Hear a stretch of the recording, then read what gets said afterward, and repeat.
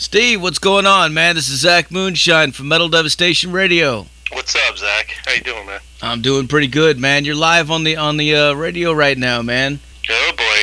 All right. What's up, everybody? So, dude, what the fuck is going on, man? Fucking what's going on in the world of Testament? Well, this is a good opportunity to speak about the new record we got coming out. Yeah. I guess you kind of did your research anyway, but so yeah, it's no secret. We started work on the new album back in May, and we kind of were in the middle of jumping around doing some tour dates and stuff. So I'm not gonna say it took longer than normal, but you know the completion was delayed while we were playing live. But anyway, it sounds like it's just about done now. The audio is completely done. Covers getting finished up. You know, the whole production part of it. I believe Nuclear Blast wants to put it out like February or March or something like that. Nice. Yeah. I think it's going to be a good one, man. I mean, obviously anyone would say that about an upcoming release, but I mean, I kind of reserved my opinion when the last album came out about 3 years ago, because, I don't know. I mean, I would never have said, you know, or thought maybe it was going to, you know, just bomb or do bad or nothing, but it was a little bit, it was a little bit of a mystery, and I just kind of held my tongue. Well, the album did great. It charted high in many countries, and fans seemed to really dig it. And I don't know, I think this album it's just more Testament-like. It's a little less of anything to the side. It's right down the middle. And I think the fans, especially a band that's been doing it for going on 35 years, you know, everybody in the band is over 50. So I think it's appropriate, man. You just, at this point in your career, you sound like you, and everybody's happy with it, and it's good. But, you know, I don't mean to say that, like, there's anything boring or rehashed about it. I don't know. Like I said when I started, I got a good feeling about it, man. I think it's going to be a kick-ass metal record, and it'll sound very Testament-like. Hell yeah, man. Well, I've been a fan of Testament for a long time, dude, and to be honest with you, I don't think they've ever put out a record that I didn't like. Well, that's good. I know that, you know, like any band that's been around for a long time, they go through kind of different phases. You know, some people call them different eras. And clearly the first, first 4 Testament album, that's a major peak of their history.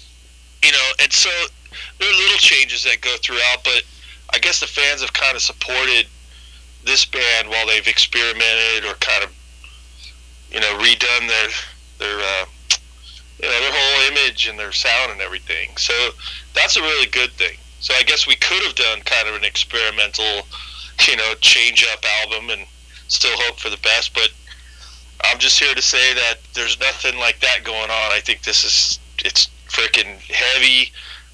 It's fast, it's brutal, it's catchy as hell, it's melodic, but none of those to the extreme. It's just a good, solid mix of all that. It just makes for a killer metal record, you know? Hell yeah, man.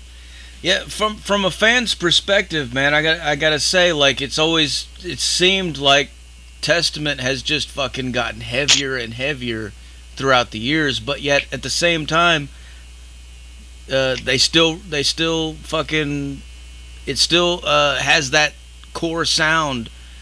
I mean, it's still the same band. You can tell, you know, it's the same music that it started off with. It's just I don't know, like it's I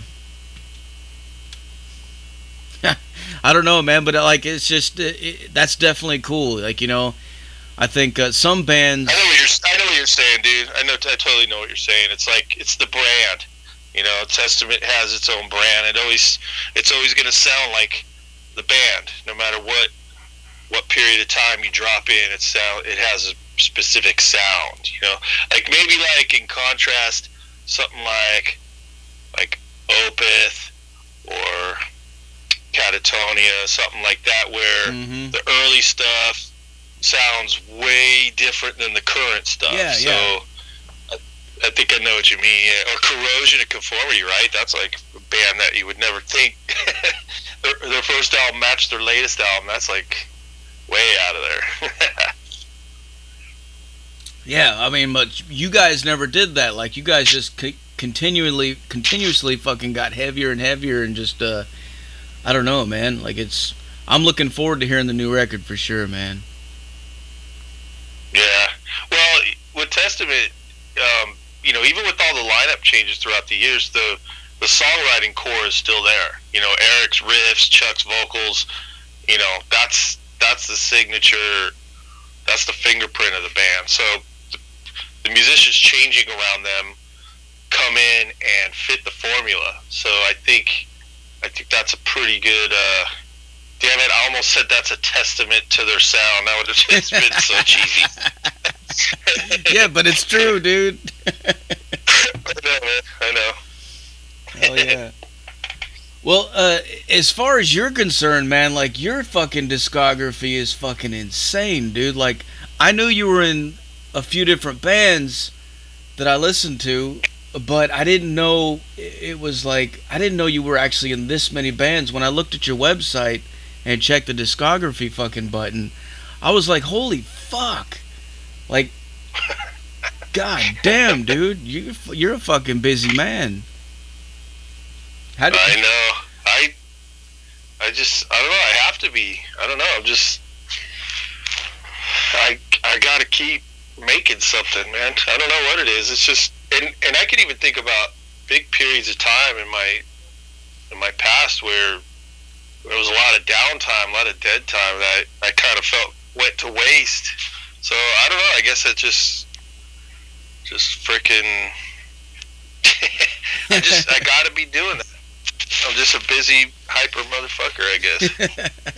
But I mean, honestly, man, it's a huge fortune for me. It's in the sense of being fortunate to have worked with so many, like, yeah, we can even say like legendary bands, and most of all, like, just to meet and share working relationship, and even afterwards, to maintain a friendship with so many musicians. I mean, I would just like to write a book about my history, not to point out what I did, but just to highlight my experiences with so many awesome dudes, and just being able to share, just anything, jam sessions or recording sessions, just all the cool stuff that comes from being busy and prolific and everything. I mean,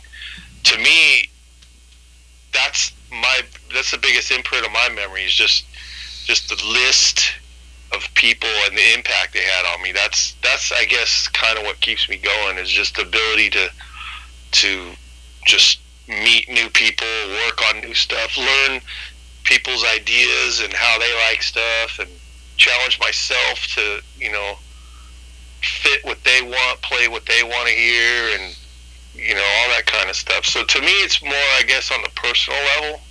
So that's my reward. I mean, it's great to have like all that music behind me, but to me, it's always like a work in progress. Like, I can't wait for the next one. Still, even coming up next year, I got a killer project coming up. So just always going forward, man. I love it.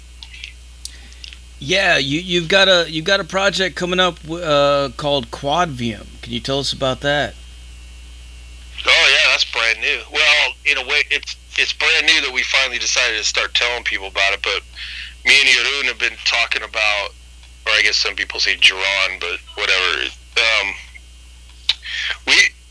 We've just been into each other's style. Like, I've always considered him like kind of one of the best bass players in the world. Just he's not super duper flashy, and he can't do all the millions of tricks that are out there. Like, you could hit YouTube and see guys just doing incredible things, but what I like about Jeroen's style is the way his character, just the color he puts to the music. He's a very unique player, man. It's like he could put a bass line to something and I'll pick it out instantly. Like he's just got that certain ingredient where nobody can take that. No one can emulate that. That's his style, and I've always admired that. And I guess a little bit of the same for him towards me. You know, we met, oh man, years ago, long time ago. You know, he was doing Pestilence, and I guess I was fresh off the Death record, and we just kind of met as two bass geeks, just exchanging ideas, and we just kept contact. And when he played on the Obscure album, I want to say like maybe 2008, something like that. The bass lines were amazing. I actually got to know that band really well just by freaking loving that album. And all the music I started to dig, but the bass is what drew me into that, because he's so fun to listen to. And because we kind of knew each other, it was easy to kind of re-establish connection and conversation. And we had thrown around the idea back then, like we should do something together. I mean, musicians say that all the time, you know, let's do a project, let's do something together, whatever. So we both kind of planted the seed back then, but for two bass players to come together and try to do something serious, it's a big challenge. It's got to be really special because, you know, it's a very unusual thing. Obviously, it's been done a few times here and there, different attempts at it. My buddy Jeff Huell hooked up with Alberto Rigoni from Italy, and they did an album with those were the two main bass players. They played stuff together on top of drums, but then they invited a lot of guest bass players to play on there. So the whole album is just like this massive list of crazy bass players. I did a little quick appearance on one of Jeff's songs. So I talked to Jeff a little bit about, you know, what it's like doing a music project with more than one bass player, and you know, and like I said, you see it here and there, and it's very uncommon. So, you know, me and Yodun had a lot of conversation about it. Like, what are we gonna do? You know, we don't want to just try to be something kind of ordinary, obviously, because putting not only two bass guitars, but two fretless bass guitars, which is going to be pretty freaking dangerous to put those instruments together. So, you know, we have a lot of ideas and a lot of goals we're shooting for that we decided, you know, we're going to try to make them work. And it was time that we found this killer drummer, you know, who's got the connection with Yuma. He's a freaking amazing drummer. And he's into the idea. So his enthusiasm of backing this two bass player project is helping us, you know, stay pumped up for it. And we have another musician in mind. We're not going to really divulge that just in case it doesn't work out or whatever. So we're kind of, you know, pretty close to filling the last spot to make, you know, we want to make it a four-man project. So I guess that's about it. It's really just something we've been planning and throwing around. The idea has been talked about for about 10 years, but we finally said, let's do this for real. Let's put it out in the public, get people knowing about it while we kind of work on it, you know. So it's in the complete early stages, you know. Everything's just really just on square one right now. We're just starting everything. So no music, nothing to put out yet, but we're just throwing the idea out to the world to show them what we're up to and stir everything up. And you know how the internet works, you know, get people's feedback and comments, and we'll work on getting some music together as the new year changes. You know, we all have kind of busy schedules too, so none of this is going to happen and not overnight or anything. But yeah, That's about it. So we're pretty excited about it because it's, like I said, it's super unusual idea, and we definitely plan on coming out with something pretty unusual and unique. So good things take time, and we'll keep everybody posted how we're going with it. But it's pretty exciting, man, coming out with something. And there's a lot of repetition and kind of same thing over and over. So this is our attempt of putting something together that's just completely off the grid, and give people something really trippy to digest. So we're looking forward to the project, man. We'll see how it goes. Yeah, man, it's definitely a cool idea having multiple bass players, man. Because, like, I mean, there's always been multiple guitar players, you know. So many bands have 2 guitar players, and then, even Iron Maiden has 3 guitar players sometimes live. So, Yeah, that's true. I mean, I guess in that regard, the bass is really, the full name is bass guitar. So, like, why not? Yeah, why not, man? I've always wondered that myself. Like, why the fuck don't more bands have fucking 2 bass players? Just bring the heavy. Well, all the bass players out there know exactly why that don't happen. I mean, we got it bad enough. Just all the crap we get from the other guys in the band. It's like you get 2 bass players in there. I don't know.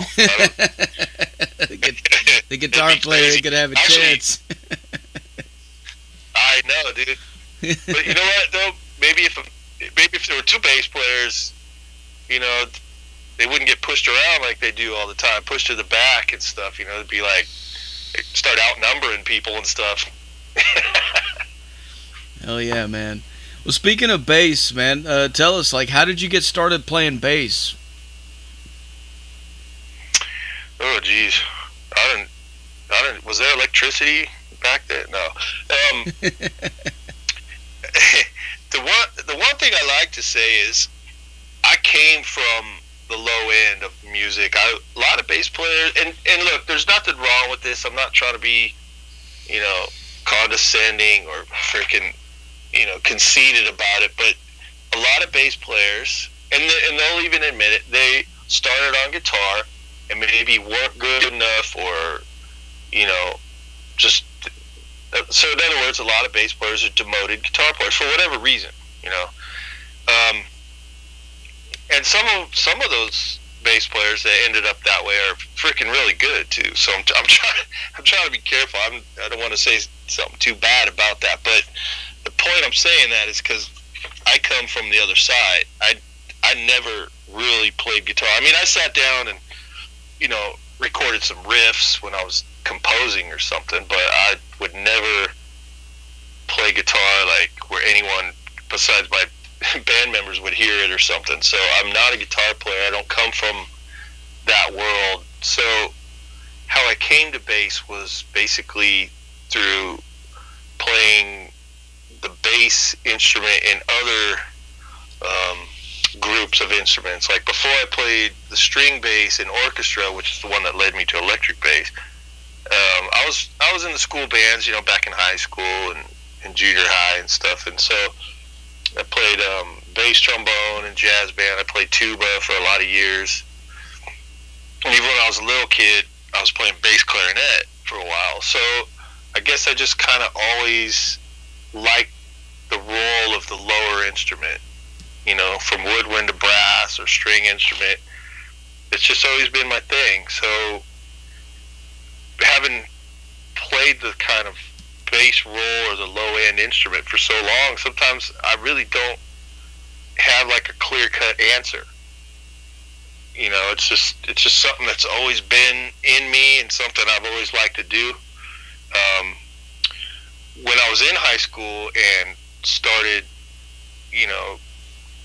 getting inspired by rock musicians and learning to play stuff off albums like kind of everyone, started doing. For a lot of musicians, that's when they started playing music. So for me to just come in and and his, learn the stuff on electric bass.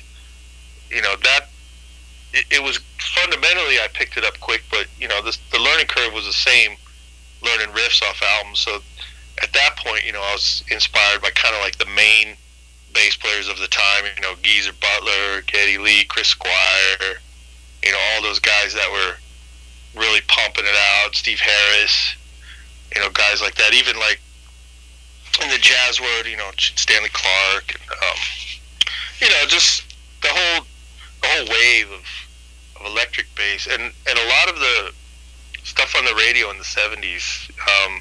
I guess it became disco, but before the real disgusting disco wave hit, the earlier disco songs were kind of pop, and they were just played on the radio. You could hear them all day, and stuff like Chic, Stevie Wonder. God, I can't think of everything right now, but Sly and the Family Stone and stuff like that. Those bass players like Larry Graham and those kind of guys, they're playing stuff so amazing, and the way the shitty car speakers would kind of pick up the radio station kind of emphasize the bass a little more, so it was always really evident.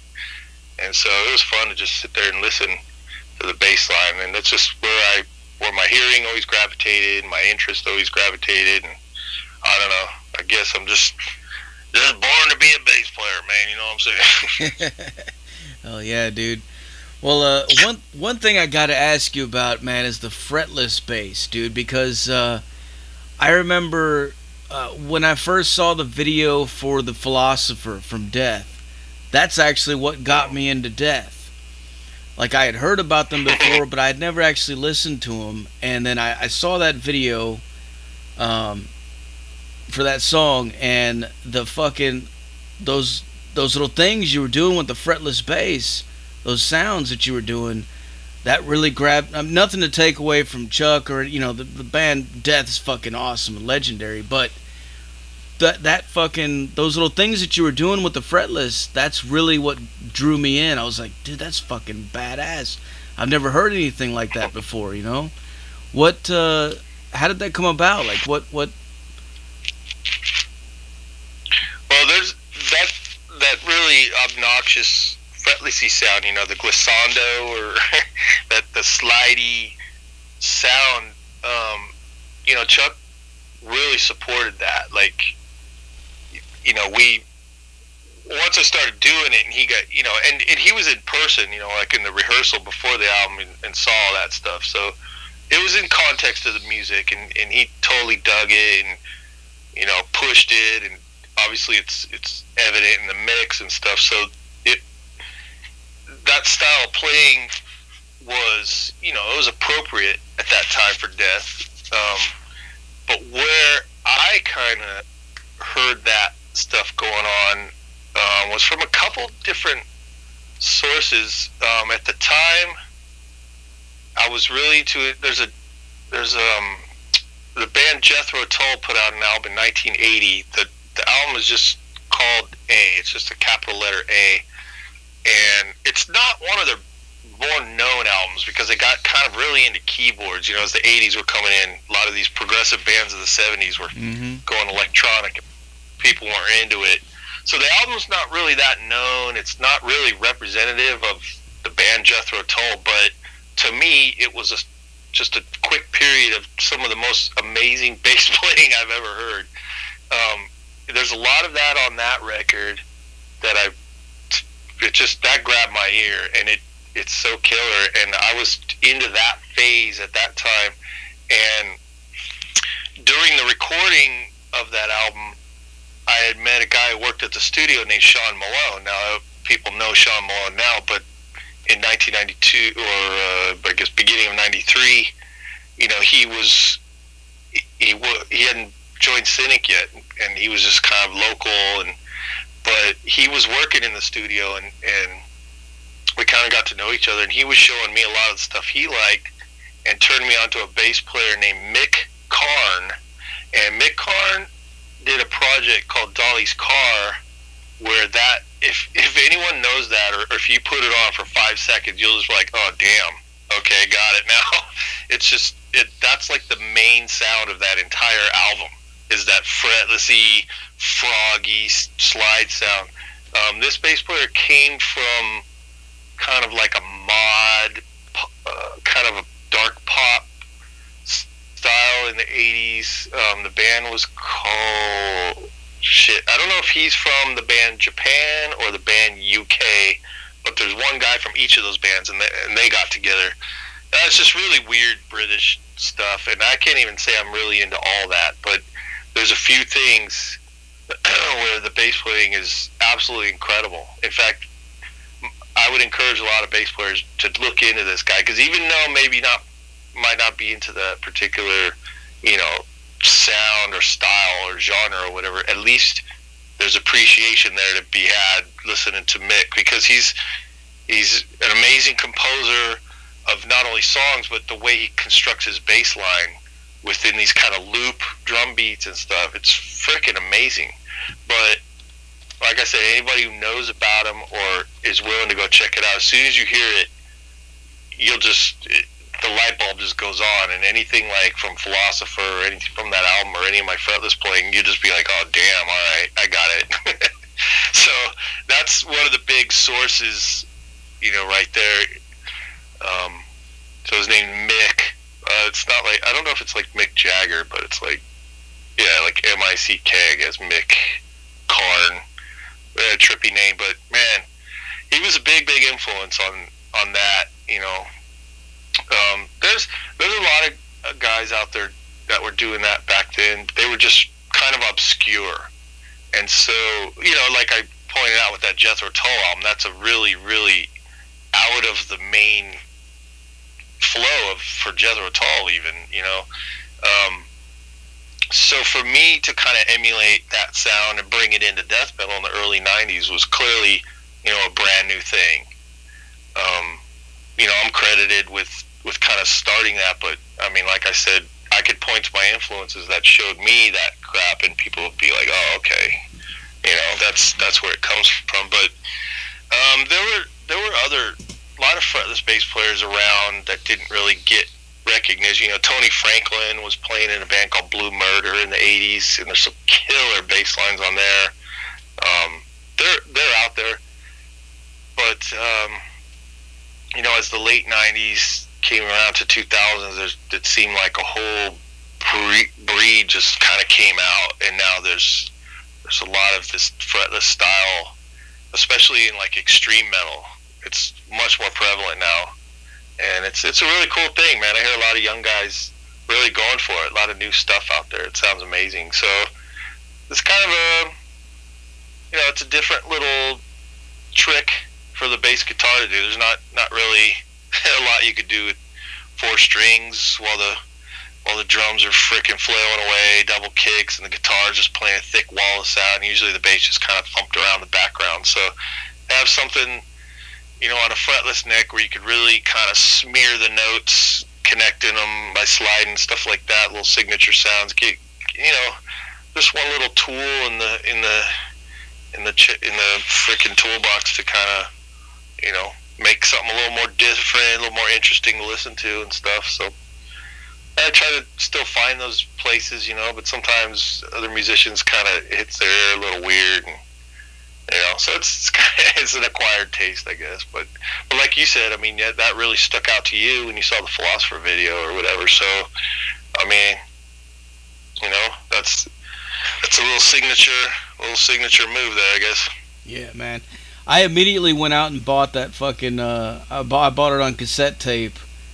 Fucking immediately after seeing that, man. And was there any point when you guys were recording that you sat back and listened to it and realized what a fucking heavy fucking riff and song that is? I mean, that's been a staple on my show for a long time. I always play that song because it's just so fucking heavy. It just hits you in the face.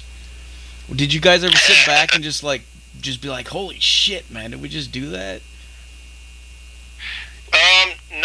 Not right away. No, I think that was the last song on the album. It was fun to play. I mean, we never thought it was the least song on the album, but probably between completing the album and starting to play live is when we realized that that song was catching people the right way, because that slowly became the show opener. Like we'd hit the stage and play that song first, and people were like, "Hell yeah!" So if we knew that, I'm sure that Chuck would have probably put that as the album opener, because he was wired that way. You know, if people were into it, man, he gave them what they wanted. So yeah, it wasn't something we realized when we were doing it. You know, I mean, we got into all the songs equally while we were recording them, because they were all brand new, and you know, try to put as much as you can in each of them. So it was definitely, you know, I don't know.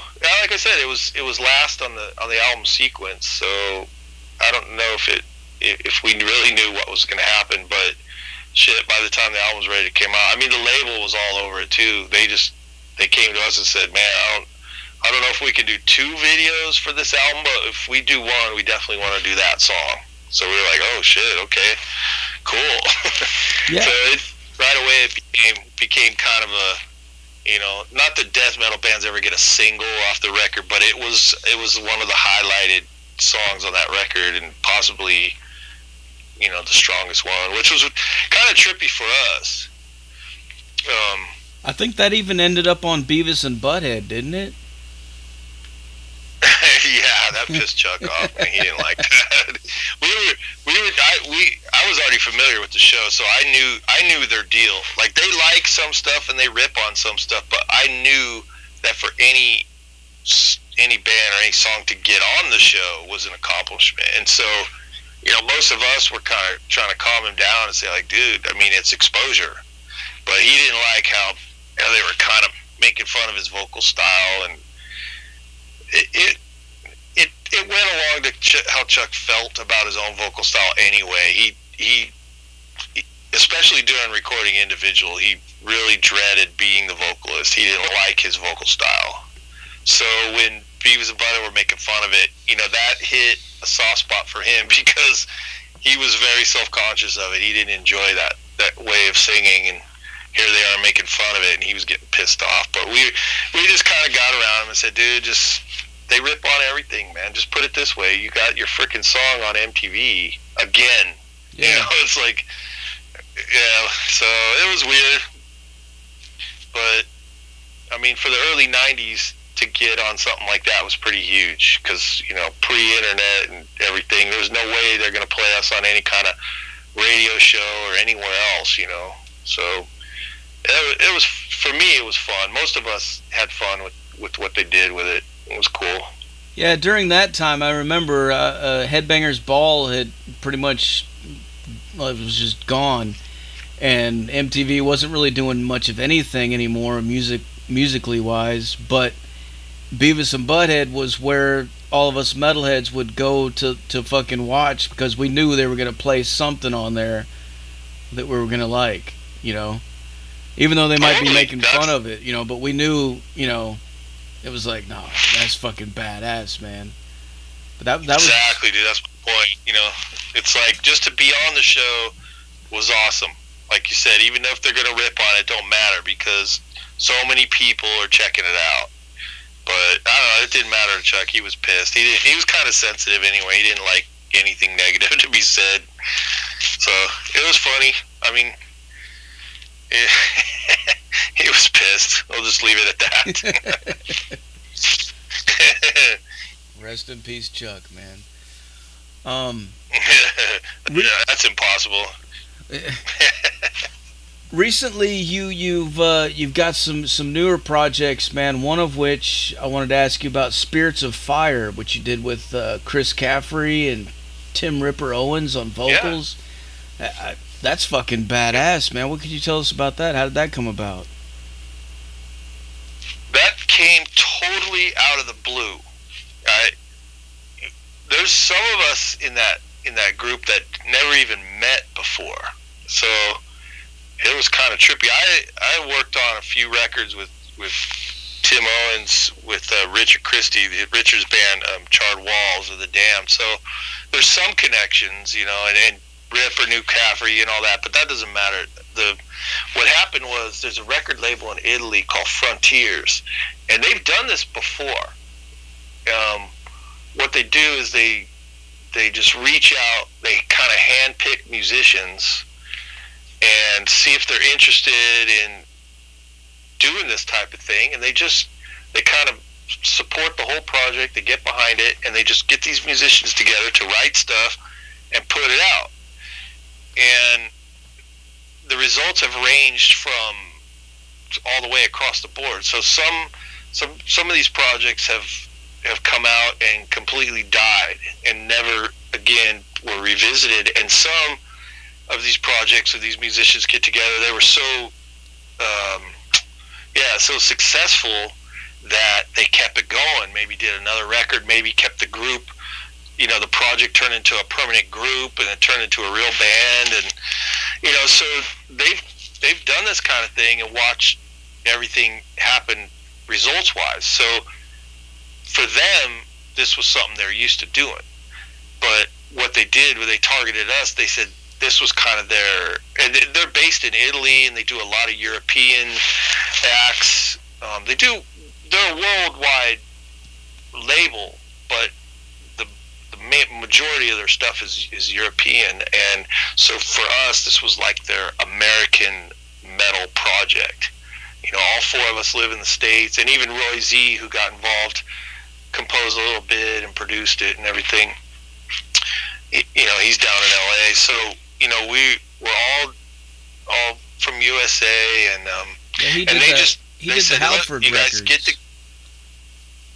What happened? Roy Z did the Halford records, right?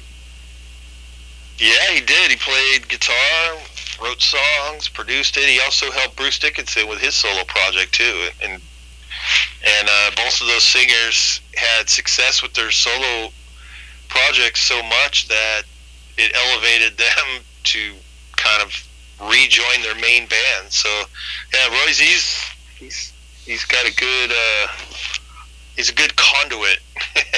But so the directive from Frontiers label was, they said, we'll put you guys together and just write whatever you want, write what comes to you, but obviously we chose you for your particular style. So when you come together, kind of think of stuff that you guys have done before, like with Caffrey being in Sabotage and Trans-Siberian, and then Ripper was at Judas Priest for a little while and kind of sounds like Halford and stuff. So they said, like, just write stuff kind of like a blend of Priest meets Sabotage, but obviously, do stuff to make it different as well, do your own stuff, and just see what happens. And we did, and that was it. Basically, the label put us together. We started, group emailing, and the song ideas started coming in, and we just freaking made the record.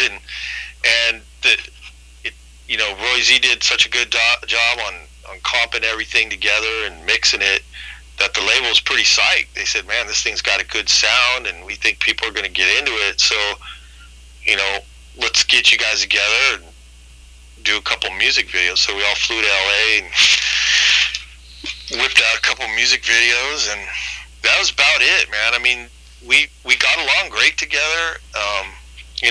We had fun making the music together, but nobody had any kind of false hope, like this is going to be some new killer thing. We said, we'll just let the fans kind of determine what we do. Like, if they're super into it and they're calling for more and they want a new record, they want to see us live, then we'll do it. We'll get together and make it happen, But if it's just kind of like a short-lived thing and nobody's really behind it, we're not going to worry about it. It was completely the idea of the record label, and we're just going to have fun with it. So that's about really what it was. I think the album came out earlier this year, yeah, so there's still hasn't even been out a full year.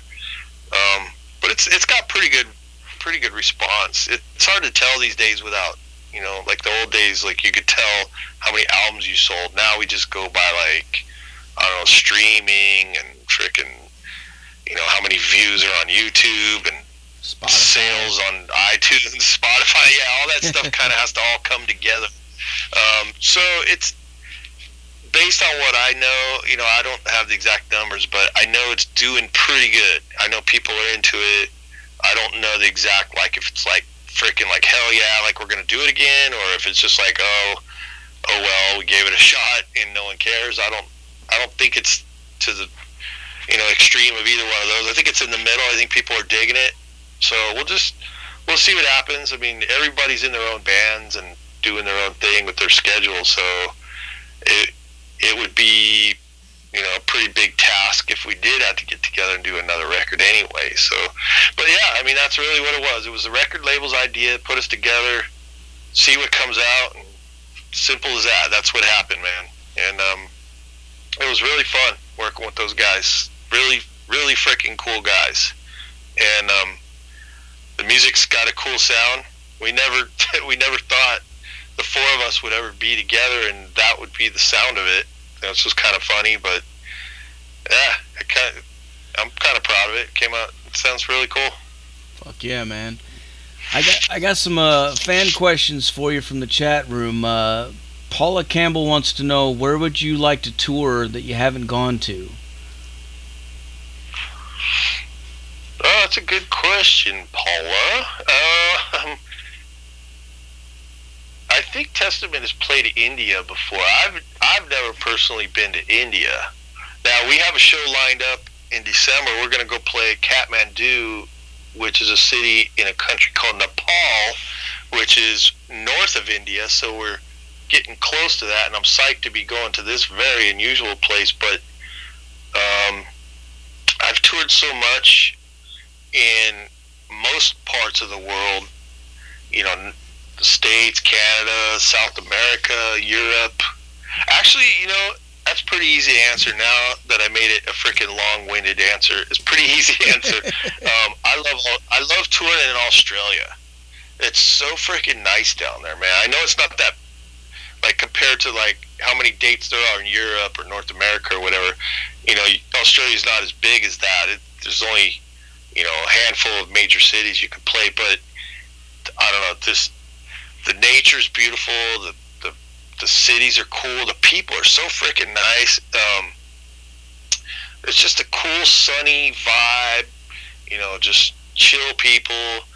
There's a lot of crazy animals there. We get free time. We try to go to like a nature park. Obviously everybody's got to go freaking hold a koala, but there's other stuff there that's really different than our part of the world. And and then when you're getting down to business and playing on stage, I mean, the metal fans are freaking killer, and yeah. So I enjoy playing everywhere, obviously, but I'd like to tour Australia a little more. Just nobody gets to go down there as much as the other places. It's really freaking nice down there. Hell yeah, man. Another question, Vicky Grandy wants to know, where do you see yourself in the next 3 or 4 years? Well, you get to this age, man, and you're thankful for every year you got. So we just try to stay healthy, stay clean, freaking, and because with the music, I mean, we've been doing it over 30 years, 35 years. So there's a good routine and a good kind of good I can't think of the word. But I mean, where do I see myself? I don't know. Hopefully a little bit of the same, man. I mean, Chuck's older than most of us. He's 57 now, but I mean, I hope Testament's still going strong. I hope metal bands still need to hire a bass player to put bass in their music, because I'm still going to be playing. Yeah, I just hope to be just doing about the same kind of thing, man. I'm not really into big changes, man. And the way the world's going, you never know what's going to go on around us. So to just have some nice, peaceful kind of, nice foundation, routine, and just keep everything nice and steady. That's where I want to be. Right on, man. She also wants to know, what do you prefer, bubble baths or showers? Yeah, well, I don't. You better tell me, Vicky. What's your motivation for asking that? Because, well, if I'm by myself, man, obviously I just take a nice nice quick shower and get the hell out. But it's the weekend, so light some candles and crank up some cool tunes or something. Maybe crack some cold ones or something. We could treat the bathtub like a hot tub. Fuck it. there you go. The more the merrier. Another question from the chat. Mega Mike wants to know any things that you wish your bands in the past could have done differently musically. Jeez, where do I start, man? Hell yeah. That's the thing about, creating something from nothing, man. It's like you try your best, you try to pack everything you can, in the music, especially when you're young, you're kind of hungry, you're a little bit obnoxious, you're playing for yourself and you're trying to show off, and then you're balancing that with what's catchy, what's listenable, and it's a battle. And then it's easy to look back and say, oh, we should have freaking went for it, man, and put all that crazy stuff in there, because the music stays around forever, but your ability doesn't. So, I guess, and that's an answer coming from someone who's played a lot of extreme metal. I've never really played pop music or any kind of stuff where it's very repetitious and safe. So answering that, I would say, being an extreme metal musician, I think you just got to go for it. And when I look back and say, like the guy said, Mega Mike or whatever, it's like, I wish some of the parts that hit the cutting room floor or got changed because maybe they seemed a bit over the top, I wish those were still there, because that stuff is fun to listen to when you're listening to, freaking fast music or extreme. It's part of what makes this music cool. It's not only, heavy, but it's also intense, man. There's a lot of fun in listening to musicians playing like way over the top. So sometimes I look back and I wish some of the music we put out could be a little crazier. That's just my nature. I like playing crazy, challenging stuff. I like to force myself to get better, to finish an album, and then kind of, when you're done and you play it more and you master it, you realize you kind of made yourself better. You kind of put yourself up, as a technician or a physical player. You kind of make yourself better at playing stuff that you weren't so good at before. So that's what I enjoy in it, and hope that answers the question. Keep it freaking insane, man. Hell yeah, Steve.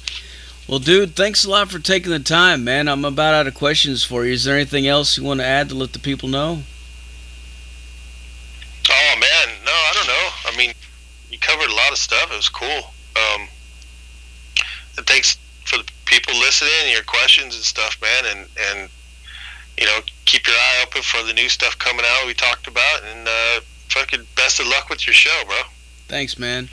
Well, before I let you go, I got to get you to make us a station tag, all right?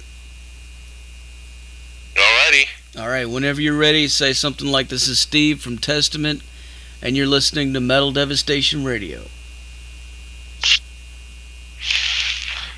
Alright, this is Steve Giorgio, bass player at Testament here, and you are listening to Metal Devastation Radio. Fuck yeah, dude. Thanks a lot, man. What I'm going to do now is I'm going to blast some more fucking Testament and some of your other bands for these motherfuckers so they can go nuts, alright? Hell yeah, thanks a lot for the support, man. Hope everybody digs it. And fucking we'll see you when we come through. Hell yeah, dude. Cheers, brother. Alright, thanks a lot. Take care. Good night. There you have it, folks. Steve from Testament on the Zach Moonshine Show with Metal Devastation motherfucking Radio. Like I said earlier, put your fucking speakers in your fucking windows, put them in your front lawns. I don't give a fuck. If you don't see U-Haul trucks in your fucking neighbor's driveway tomorrow, you need a new set of balls or a new fucking stereo system, period. Crank it the fuck up.